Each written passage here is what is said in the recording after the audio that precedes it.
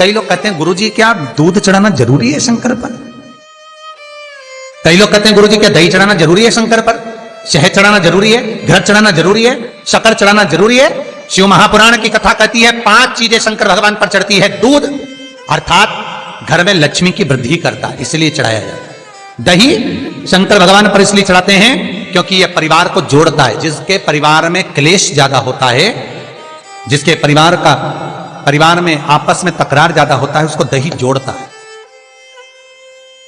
शहद घर में चिड़चिड़ प्रवृत्ति को समाप्त करता है। घी रोग को समाप्त करता है। शक्कर मिष्ठान घर में यदि लक्ष्मी आकर जा रही हो तो मिष्ठान समर्पित किया जाता है। इसलिए पंचामृत स्नान का भाव शिव महापुराण कहते हैं। पंचामृत स्नान भगवान, इसलिए 5 चीजें शंकर को समर्पित हैं। दूध, दही, घृत, शहद, शक्कर अर्थात मिष्ठान। शक्कर से मूलतः यहां शिव महापुराण में शक्कर नहीं लिखी है, मिष्ठान। अब लोग शक्कर पीस कर अभिषेक करते हैं, परंतु मिष्ठान अर्थात गाय के दूध से निर्मित कोई मिठाई, और उस मिठाई से भगवान शंकर का अभिषेक। अब लोग भले शक्कर रखने लगे शंकर जी के अभिषेक में, पर यहां शक्कर नहीं लिखा है, यहां मिष्ठान।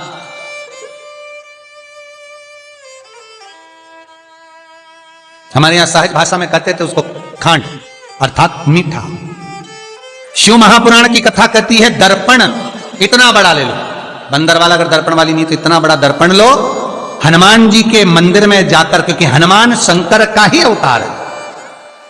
हनुमान जी के मंदिर में जाकर हनुमान जी के उल्टे पांव का थोड़ा सा सिंदूर, चरण का थोड़ा सा सिंदूर एक कागज में लेकर आ जाइए।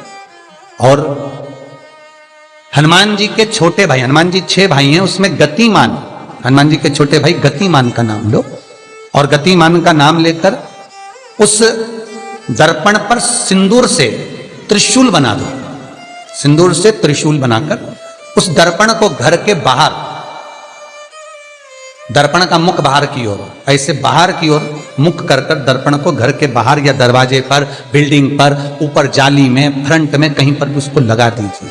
महाराज केवल शंकर का स्मरण कर कर, गतिमान का नाम लेकर, हनुमान के उल्टे पांव का सिंदूर का त्रिशूल बनाकर जो दर्पण को लगा देता है, आपको 1 महीने के अंदर अंतर मालूम पड़ जाएगा कि पिछले जो महीने निकले हैं उस महीने का अंदाजा लगाना कि घर में लोग कितने बीमार पड़ते थे, और इस दर्पण को लगाने के बाद बीमारी कम हुई कि नहीं हो कम तो ठंडा कर देना, क्या जा रहा है, पर करके जरूर देखना। विश्वास रखकर करोगे, भगवान शिव का अनुमोदन कर कर, भगवान शंकर पर विश्वास रखकर करोगे तो बीमारी घेर नहीं सकती।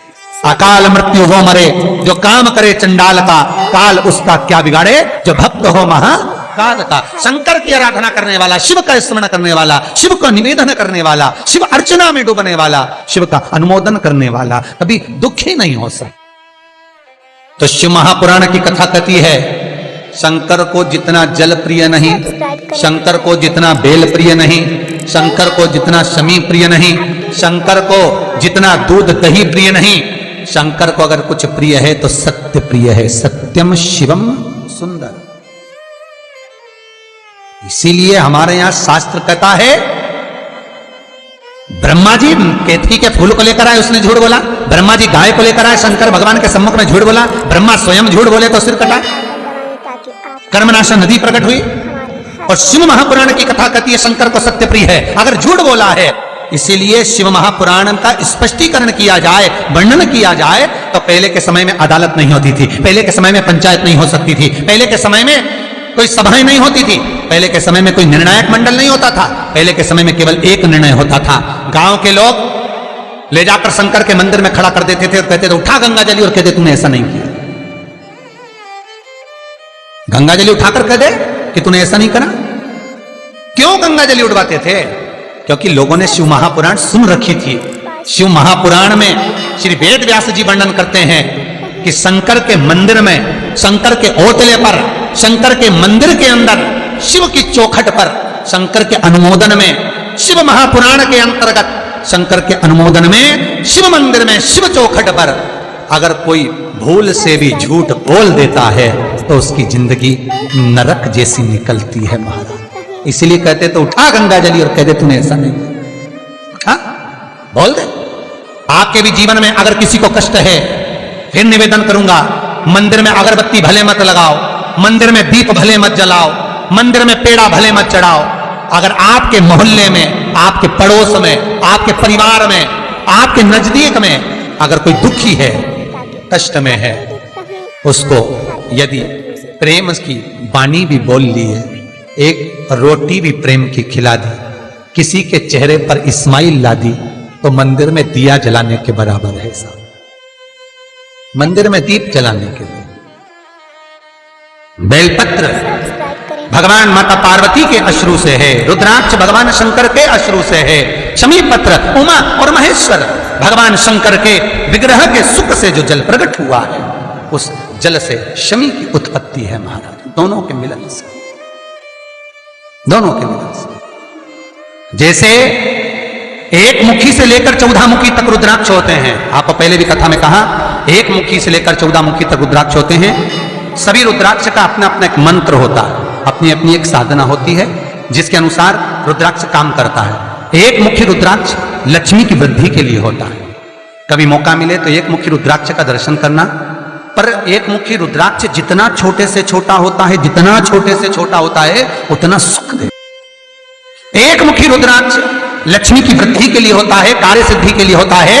कोई भिखारी से भिखारी, गरीबड़े से गरीबड़ा भी अगर धारण कर ले, उसके घर में एक मुखी रुद्राक्ष अगर प्रवेश कर जाए तो सुख का अनुभव करा देता है, संपदा का अनुभव कराता है, सरस्वती का भाव प्रकट करता है, वैभव का भाव देता है।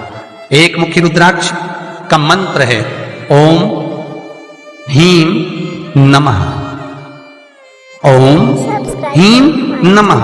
ये लक्ष्मी के लिए होता है। दो मुखी रुद्राक्ष बांधा को हरता है। कोई तकलीफ आ रही है, कोई प्रशासनिक कार्य है, कोई काम नहीं हो रहा, फाइल आगे नहीं बढ़ रही, बहुत तकलीफ आ रही है, तो दो मुखी रुद्राक्ष जो व्यक्ति धारण करता है उसका कार्य सफल होता है। दो मुखी रुद्राक्ष का मंत्र है ओम नमः। दो मुखी रुद्राक्ष का शिव महापुराण में जो मंत्र दिया है ओम नमः। विदेश्वर संहिता के अंतर्गत शिव महापुराण में रुद्राक्ष के 14 मुखी रुद्राक्ष के मंत्र दिए हुए। आप शिव महापुराण नहीं पढ़ सकते तो मंत्र लिख लें। दो मुखी रुद्राक्ष का मंत्र है ओम नमः।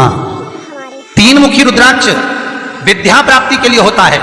कैसा भी अनपढ़ से अनपढ़ व्यक्ति हो, जिसको विद्या में रुचि ना हो, पढ़ ही नहीं पा रहा हो, चित्त वृत्ति ही ना लग रही हो, मन ही ना लग रहा हो, परसेंट कम से कम होते जा रहे हो, तीन मुखी रुद्राक्ष उस बच्चे के गले में लाल धागे में डाल दीजिए। नहीं डाल सकते, मुखी रुद्राक्ष फल प्रदान करता है। इसका मंत्र है ओम ह्रीं नमः, ओम ह्रीं नमः।